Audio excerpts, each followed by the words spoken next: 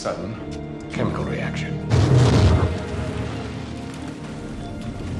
The biggest man-made explosion. Movies in composition techniques को जितना तुम सोचते हो ना उससे काफी ज्यादा यूज करती है, बट इतना सटली कि तुम रियलाइज करते हुए भी रियलाइज नहीं कर पाते। नाउ आई नो कि तुम लोग एनी टाइम सून कोई मूवी तो नहीं बनाने वाले, बट क्या हो अगर मैं तुम्हें अपनी पूरी वीडियो कुछ इस तरह से डिलीवर करूं। So you get the point, right?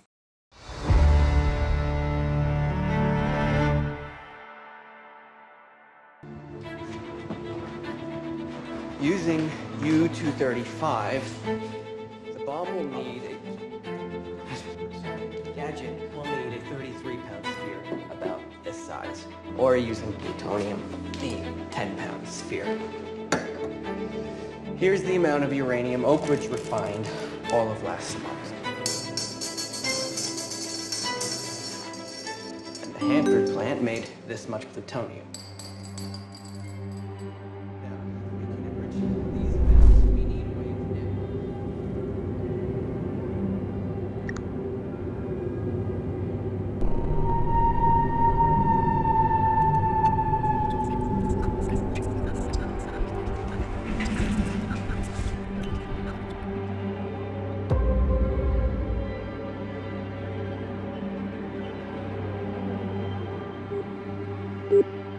The number you are trying to call is currently not reachable.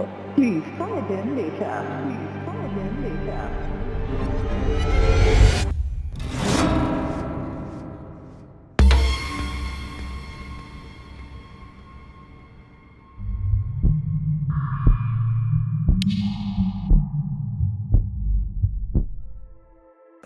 Wait, तुम लोग तो कॉम्पोजिशन टेक्निक सीखने आए थे ना, तो फिर ये सब क्या है? Well, at least let me get started.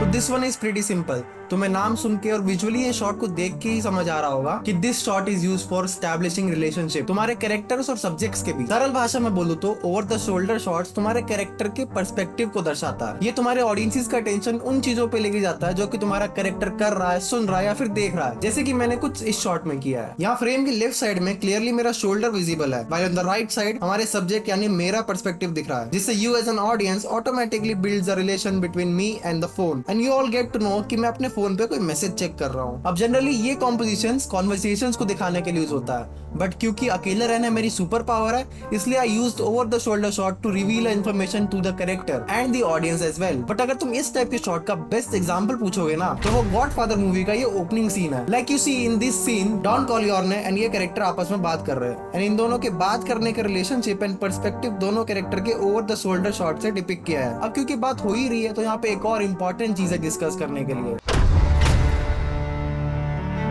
अब इसी सीन को अगर तुम ध्यान से देखोगे तो यू विल नोटिस कि every time you see Don Corleone, he is always place on the left side of the frame, while ये दूसरा कैरेक्टर हमेशा फ्रेम के राइट साइड में प्लेस रहता है। This is done to maintain the positional continuity of the characters. मतलब कि देखो, ये समझो, अगर कोई दो कैरेक्टर्स आपस में बात कर रहे हैं तो उनका टॉप व्यू कुछ इस तरह दिखेगा, एंड अब अगर तुम इन दोनों कैरेक्टर के सेंटर से होते हुए एक लाइन इमेजिन करते हो तो ये दो साइड्स बन जाती है। एंड अब अगर तुम किसी एक साइड को चूज करते हो शूट करने के लिए, तो then you can only shoot from this side and तुम इस इमेजिनरी लाइन को क्रॉस नहीं कर सकते। Like in this Godfather scene you see Don Corleone from angle B and इस दूसरे कैरेक्टर को from angle A, and अब अगर if you try to cross this imaginary line and take your camera A to the other side, तो तुम्हें दूसरा character कुछ इस तरह से आप फ्रेम के लेफ्ट साइड में दिखने लगेगा। एंड जब हम इन दोनों इमेजेस को साइमल्टेनियसली प्ले करेंगे तो ऐसा फील होगा कि दोनों कैरेक्टर सेम साइड पे ही खड़े होकर बात कर रहे हैं, जिससे कि ऑडियंसेस इन कैरेक्टर्स की पोजीशंस को लेके काफी कंफ्यूज हो सकते हैं। अब इस कॉन्सेप्ट को समझाना सिर्फ एक स्क्रीन के थ्रू काफी डिफिकल्ट काम है, एंड ये शॉट और भी डिटेल में जाता है जहाँ पे तुम दो से ज्यादा 3 या 4 कैरेक्टर्स के साथ डील कर रहे होते हो, जिनके बारे में मैं फिर कभी बात करूंगा, वरना बाकी कॉम्पोजिशंस को जाने के लिए तुम्हें फिर से 6 महीने का वेट करना पड़ेगा।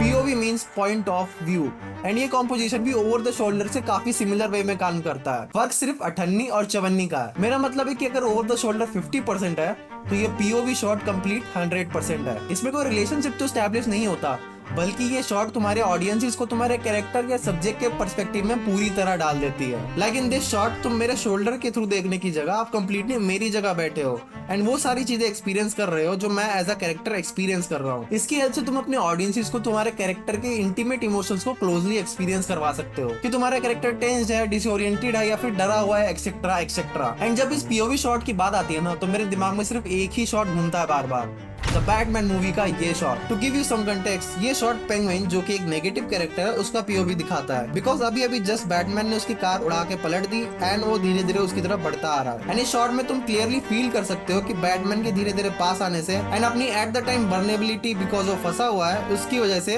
पेंगुइन काफी टेंस एंड डरा हुआ है। This is one of the best but crazy POV shot that I have ever seen. अब पीओवी शॉट या तो मूविंग हो सकते हैं या फिर स्टैटिक स्टेबल शॉट भी हो सकते हैं, डिपेंड करता है कि तुम्हारे कैरेक्टर की सिचुएशन क्या डिमांड कर रही है। और हाँ, पीओवी शॉट से जस्ट पहले या फिर तुम्हें बीच बीच में एस्टैब्लिशिंग शॉट्स डालने पड़ेंगे ताकि ऑडियंसेस को ये पता लग पाए कि वो आखिर किसका पीओवी एक्सपीरियंस कर रही है। जैसे एक बार ये पूरी बैटमैन वाली क्लिप देखो, तुम्हें अपने आप समझ में आ जाएगा।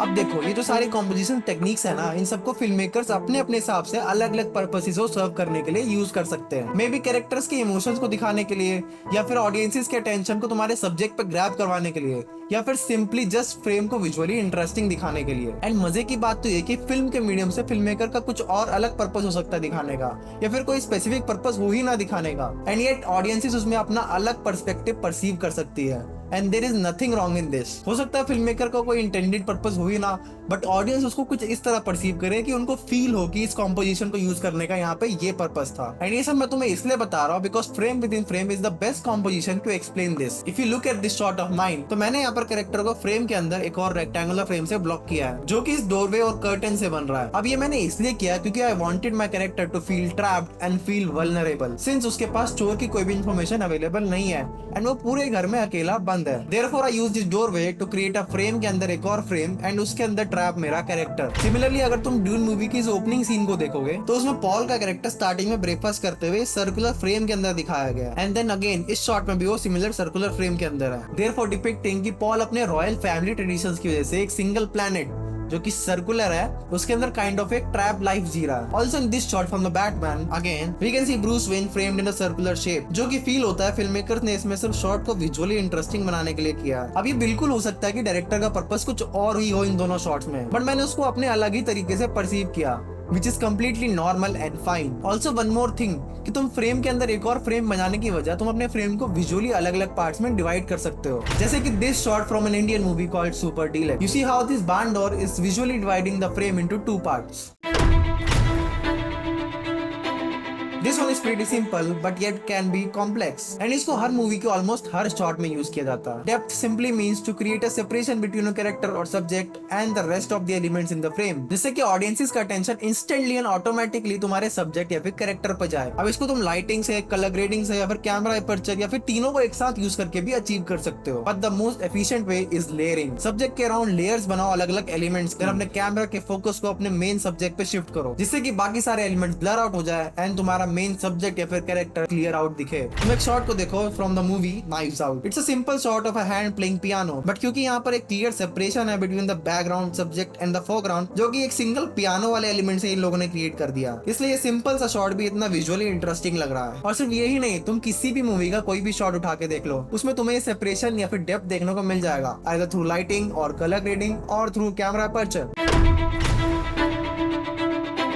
जरूरी नहीं कि तुम किसी एक शॉट में सिर्फ एक ही कॉम्पोजिशन का यूज करो, तुम एक ही शॉट में मल्टीपल कॉम्पोजिशन टेक्निक्स का यूज कर सकते हो। चाहे तो कोई भी मूवी उठा के ऑब्जर्व कर लो, या फिर इस वीडियो के स्टार्टिंग में जो सीक्वेंस था उसको एक बार दोबारा जाके ध्यान से देखो। हर एक शॉट में एक से ज्यादा कॉम्पोजिशन रूल यूज हुआ है। एंड नाउ मेरे ऐसे इंसानों का एक कोर बिलीफ होता है कि रूल्स तो बना ही जाते हैं तोड़ने के लिए, but to break the rules first you must understand the rules.